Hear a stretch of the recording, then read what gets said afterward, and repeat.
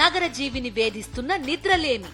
పూర్తి వివరాలకు చదవండి రేపటి సాక్షి హైదరాబాద్ ఎడిషన్. ఎన్నికల సందర్భంలో తమకు ఇచ్చినటువంటి హామీలను కూటమి ప్రభుత్వం వెంటనే అమలు చేయాలని డిమాండ్ చేస్తూ రాష్ట్ర వ్యాప్తంగా ఆశా వర్కర్లంతా నిరసనకు దిగారు. ప్రస్తుతం మనం విశాఖలోని జీవీఎంసీ గాంధీ విగ్రహం వద్ద ఉన్నాం.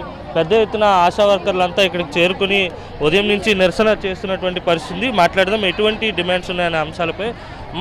ఎటువంటి హామీ ఇచ్చారు, మీ డిమాండ్స్ ఏంటి, ఎందుకు నిరసన చేస్తారు? ఈరోజు రాష్ట్ర వ్యాప్తంగా ఆశా వర్కర్లు ధర్నా దిగామని. మాకు గత ప్రభుత్వం జీవోలు అమలు చేశారు.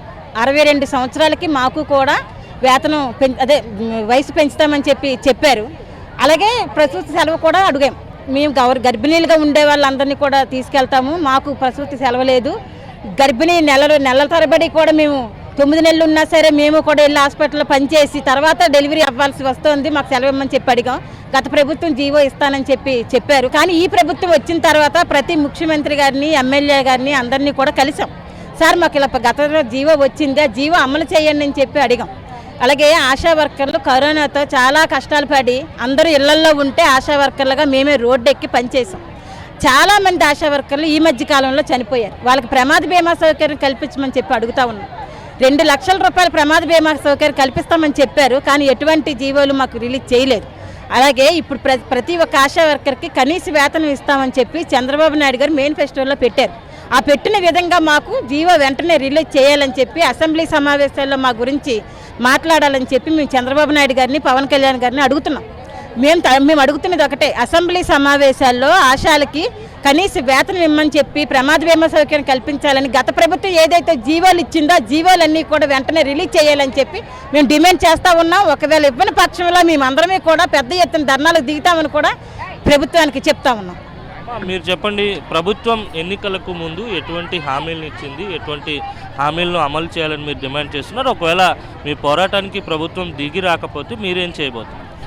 ఎలక్షన్స్ మేనిఫెస్టోలో ఆశా వర్కర్స్కు కనీస వేతనాలు అమలు చేస్తాము అని స్పష్టంగా పేర్కొన్నారు. మరి 4 నెలలు అయ్యింది, ఇంతవరకు ఒక అతిగతి లేదు. పోనీ మొన్న బడ్జెట్ సమావేశంలోనైనా ఏమైనా చెప్పారా అంటే అది చెప్పలేదు. అలాగే గత ప్రభుత్వం ఉన్నప్పుడు మాతో ఒప్పందం పడింది. రిటైర్మెంట్ వయసు పెంచుతాము, ప్రమాద బీమా సౌకర్యం కల్పిస్తాము, సహజ మరణానికి 2 లక్షలు ఇస్తాము, అలాగే రిటైర్మెంట్ బెనిఫిట్ ఇస్తాము, ప్రసూతి సెలవులు, జనరల్ సెలవులు అన్నీ ఇస్తాము అని చెప్పి మాతో ఒప్పందం పడింది. మట్టి ఖర్చులు ఇస్తామని. అప్పుడు ఆ ప్రభుత్వం జీవోలు, సర్కులర్లు ఇష్యూ చేయలేదు. చంద్రబాబు నాయుడు గారు వచ్చాక జీవోలు, సర్కులర్లు ఇష్యూ చేయలేదు. అవి కనీసమైన సర్వీస్ మ్యాటర్స్ అండి.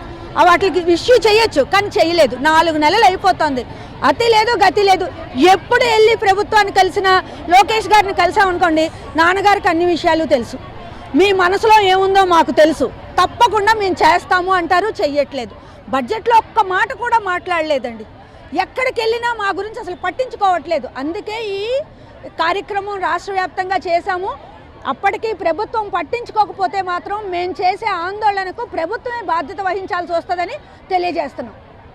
మొత్తం మీద ఎన్నికలకు ముందు ఇచ్చినటువంటి హామీను ఖచ్చితంగా నెరవేర్చాలని వీరంతా పెద్ద ఎత్తున డిమాండ్ చేస్తున్నటువంటి పరిస్థితి. ఒకవేళ ప్రభుత్వం దిగి వచ్చి తమ హామీలపై స్పందించకపోతే, ఇచ్చినటువంటి హామీలను నెరవేర్చకపోతే పెద్ద ఎత్తున ప్రభుత్వంపై ఉద్యమించేందుకు సిద్ధంగా ఉన్నామని, దీనికి రాష్ట్ర ప్రభుత్వమే బాధ్యత వహించాలని చెప్పి వీరంతా చెప్తున్నటువంటి పరిస్థితి. విడుదల శంకర్తో కలిసి అనిల్, సాక్షి టీవీ, విశాఖ నుంచి.